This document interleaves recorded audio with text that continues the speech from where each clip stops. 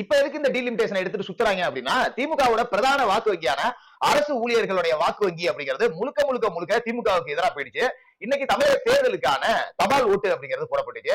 பரவாயில்ல, நாம விசாரிச்ச வகையில எப்பவுமே அதிமுகவுக்கு தபால் ஓட்டு அப்படிங்கிறது போகவே போகாது.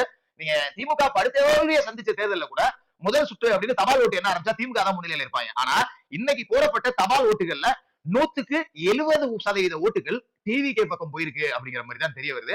அப்ப அரசு ஊழியர்கள், ஆசிரியர்கள் திமுகவை கைவிட்டுட்டாங்க. தேர்தல் பணிக்கு போகக்கூடிய எல்லாருமே திமுகவை கைவிட்டிருக்காங்க. காவல்துறையினர் மட்டும் தான் எப்பவுமே அதிமுக ஓட்டு போடுவாங்க. மற்றவர்கள் எல்லாமே திமுக தன்னோட கட்டுப்பாட்டுல வச்சிருந்தது. அவங்க எல்லாமே இன்னைக்கு டிவிகே டிவிகே டிவிகேன்னு விசிலுக்கு ஓட்ட குத்தி தள்ளிருக்காங்க. இதுதான் திமுகவுக்கு ஒரு பெரிய பயம் அப்படிங்கிறது வந்துருச்சு. அதனாலதான் டீலிமிட்டேஷன் அப்படின்னு கூப்பிட்டு சுத்த ஆரம்பிச்சிருக்காங்க. இந்த டீலிமிட்டேஷன் பிஜேபி எதிர்ப்பு அப்படிங்கிறத கொண்டு வந்து நம்ம விதைச்சிட்டோம்னால மறுபடியும் விஜய் பக்கம் சிறுபான்மையினர் போக மாட்டாங்க, இஸ்லாமியர்கள் போக மாட்டாங்க, கிறிஸ்தவர்கள் போக மாட்டாங்க அப்படின்னு பயமுறுத்தி எல்லாம். நாங்க இல்லனா பிஜேபி உள்ள வந்துரும், எப்படியாவது எங்களுக்கு ஓட்டு போட்டுருக்கேன், இல்லனா பிஜேபி உள்ள வந்துரும், விஜய் ஒரு சங்கி அப்படிங்கிற மாதிரி எல்லாம் நாளையில இருந்து அதிகபட்ச பரப்புரை அப்படிங்கறத பண்ணிட்டே இருப்பாங்க.